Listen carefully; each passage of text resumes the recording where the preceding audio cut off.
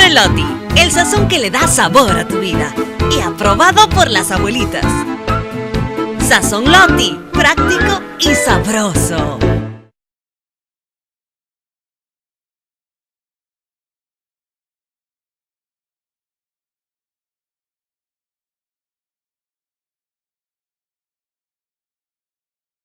Go back to Jeff. Hi, Jurgen. You had Michael Parkhurst playing in somewhat of an unfamiliar role today at left back. What was your assessment of his performance? I think for the fact that he didn't play pretty much for half a year, since, obviously being a starter in the Gold Cup, when he went through a tough stretch there with Augsburg, and then playing left back instead of his, more favored right back position, I think he did really well.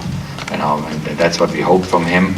We brought into this camp 3 left backs and had a close look at them. All very talented, all played very strong MLS seasons, but we didn't see them at the end of the day on the level of Michael Parkhurst. That's why, Michael was called in, and we timed it that way anyway, so we could see the other 3 beforehand.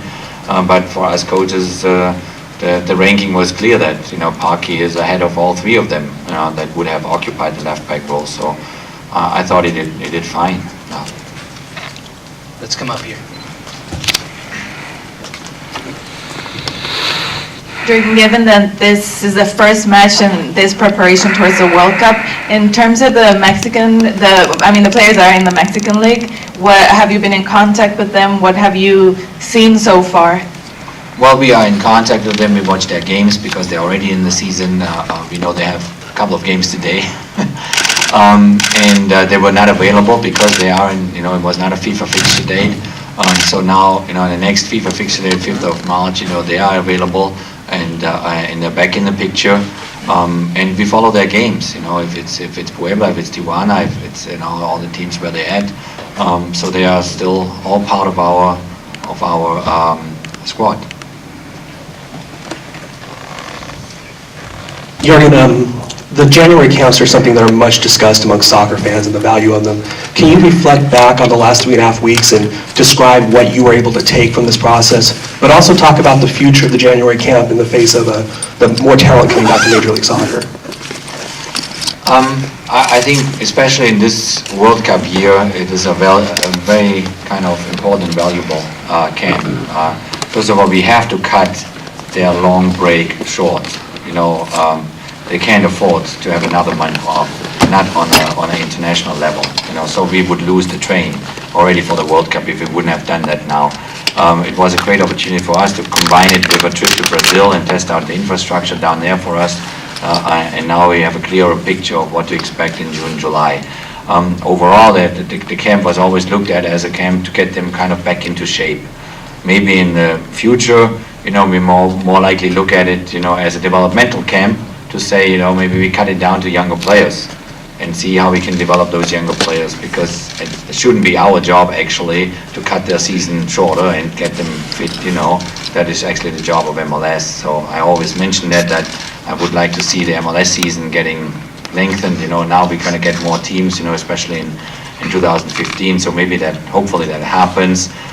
So we kind of rethink the whole idea of the January camp, especially for next year where there is no World Cup. There will be a Gold Cup, yes, but obviously now it doesn't have the same meaning then as this World Cup year.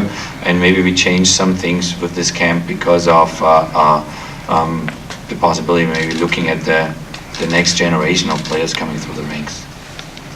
We're going to go back here, so. Yesterday you praised the Korea team's strong pressure and energy.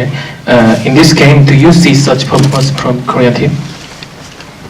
Yes, you can see that. Obviously it's easier for us, to play throughout the whole 90 minutes, if you're up 1-0 after a couple of minutes.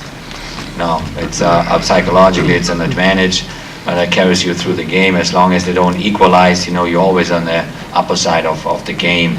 I think, you can clearly see the culture of the South Koreans in terms of commitment, of aggressiveness, and pressuring you everywhere on the field. They had their strength certainly in set pieces, with number 9 and other guys. We all know that, the key players of South Korea are playing in Europe. They're not here. If you go name by name through the Korean squad, they probably have a completely new lineup when they are on the 5th of March in Greece. And I know all these players. They play in the Premier League, they play in the Bundesliga, they're all over. They're not here. All the players that are here, with all their qualities, but they play in the K-League and they play in Japan. And so we know who we faced today. And I know that Bo, for the next game, then he has his A team available, and we'll prepare them for the World Cup. Scott. At what point did you know that Mike McGee wouldn't be able to go? How did that play out, and does it have any impact on him going forward? I know he had issues last night, and then again before we actually left, and so we left him back at the hotel. He threw up last night a couple of times and this morning, and so it's unfortunate, but we had a good talk, and he knows, we watch him now. He's part of that group now, and his best arguments is like Wondo is scoring goals. So no, it was great to work with Mikey finally in my time now here as a coach, and he knows that the door is open for him.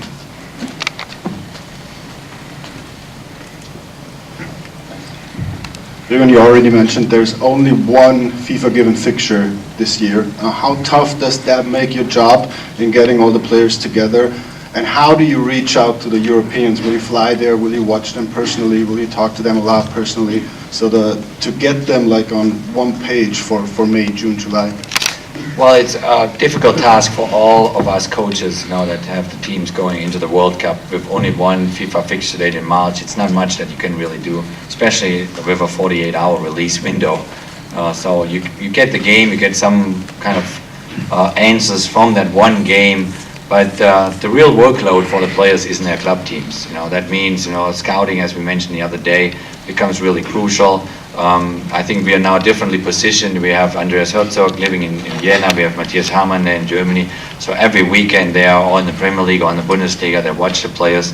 Everything is televised, which is wonderful too. So now it's our job basically to observe them, to watch them, to talk to their coaches. Their coaches is our main connection, because they tell you how they're doing in training, how they do off the field, how they do obviously in the games. So all that information is really, really important for us now going forward the next couple of months, and then, obviously we have to make the decisions then in May. Last one will be Ridge Mahoney in the back.